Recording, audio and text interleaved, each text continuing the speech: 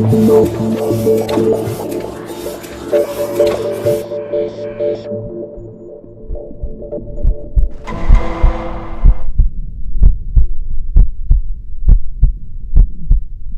right, let's get to this case that has been getting a lot of attention this week in Georgia involving the arrest of 17-year-old Sarah Grace Patrick. She is now accused of killing her mom and her stepdad as they slept in their house on February 20th. Joining us now is the Director of Communications for the Carroll County Sheriff's Office, Ashley Holsey. Thank you for taking the time to be with us. I know it's been a busy week. Today we can confirm that an arrest has been made in the case.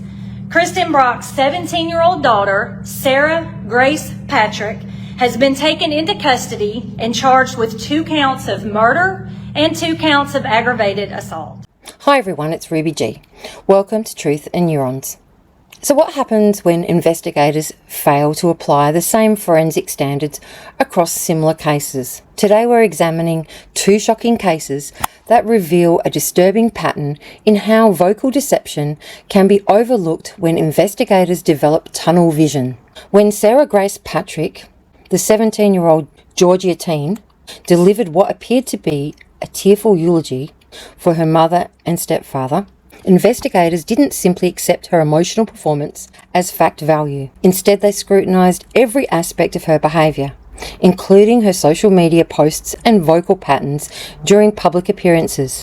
You know, I've said this a couple of times. Social media is a platform for a lot of different things, and it seems the younger generation especially wants to put every aspect of their life on social media. So when that happens, it becomes fair game in an investigation like this. And of course, our investigators have been watching the social media as well and continue to trail what is left behind after the arrest. So I would say it has played a role in this investigation also. Now I want everyone to think about how the IDAHO4 case was handled. So here's a little bit of a recap for you to look at.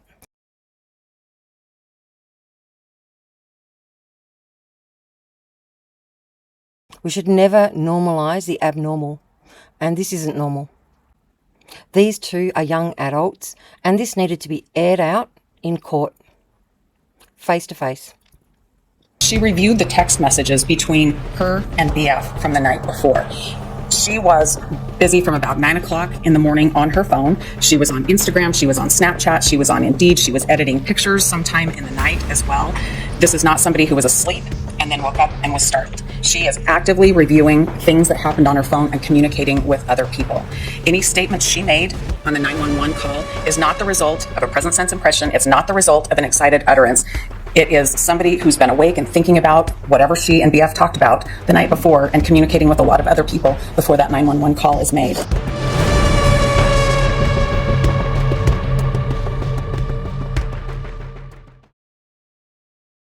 Patrick's eulogy contained calculated messaging designed to deflect suspicion, with vocal patterns that forensic experts now recognise as performed emotion rather than genuine trauma. Her statement, "I just wanted to say goodbye to my mama and James since we never got the chance to," was revealed to be a carefully crafted deception from the person who had allegedly murdered them while they slept. Instead of scrutinising these vocal patterns for deception indicators, like they did with Patrick, investigators accepted them as genuine trauma responses. The call notably lacks any mention of the massive amounts of blood that would have been present in a quadruple stabbing scene, and the delayed reporting was explained away rather than investigated as a major red flag. The vocal similarities between Patrick's performed eulogy and Funk's 911 call are striking when analysed through a forensic lens. Both feature what experts call manufactured tears, emotional responses that sound performed rather than spontaneous. Now this is just my opinion, but I'm going to play them for you and you can listen to them both and let me know what you think.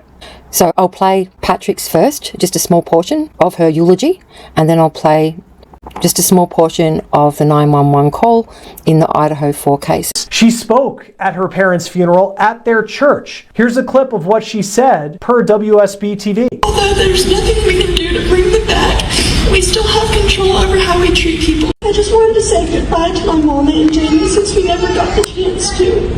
I was so used to you guys always being here to the point that I never once thought to imagine y'all not being here.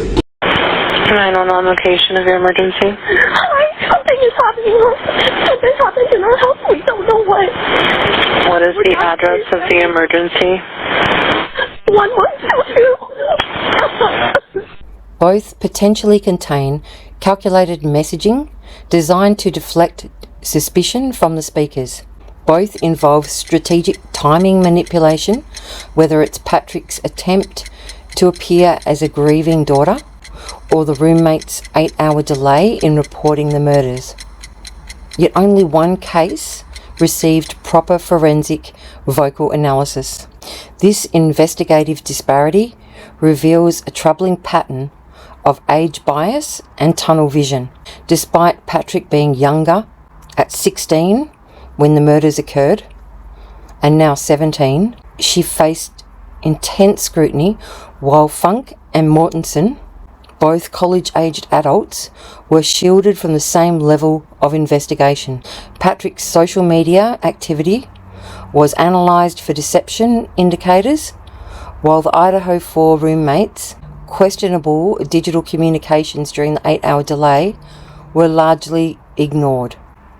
When Patrick created sympathy-seeking content after allegedly committing the murders, it became evidence of her psychological manipulation. When the Idaho roommates used Snapchat and made new phone contacts during the hours when their friends lay dead upstairs, it is dismissed as a normal coping behaviour for their generation. The forensic psychology implications are staggering. If investigators had applied the same rigorous standards to both cases, would the IDAHO4 investigation have taken a dramatically different path? The vocal patterns. The Patrick case proves that teenage perpetrators are capable of sophisticated emotional manipulation and calculated deception. Her ability to deliver a convincing eulogy while allegedly being the killer demonstrates a level of psychological manipulation possible, even in young offenders. When we consider that the Idaho roommates were older and arguably more psychologically developed, the failure to apply similar forensic scrutiny becomes even more problematic. Their performed emotional responses during the 911 call may have been just as calculated as Patrick's funeral speech, yet they were never analysed through the same forensic lens. When investigators predetermined the Idaho roommates as victims rather than potential suspects, they failed to apply basic forensic vocal analysis that might have revealed the same manufactured emotional responses that exposed Patrick's guilt. The vocal similarities between these cases suggest both involve performed grief rather than genuine trauma. That's all for today's episode of Truth and Neurons. If you found this analysis helpful, don't forget to like and subscribe. Leave a comment below with your thoughts on the ethics of media commentary in high-profile cases. Until next time, keep thinking critically and questioning everything. Cheers, bye!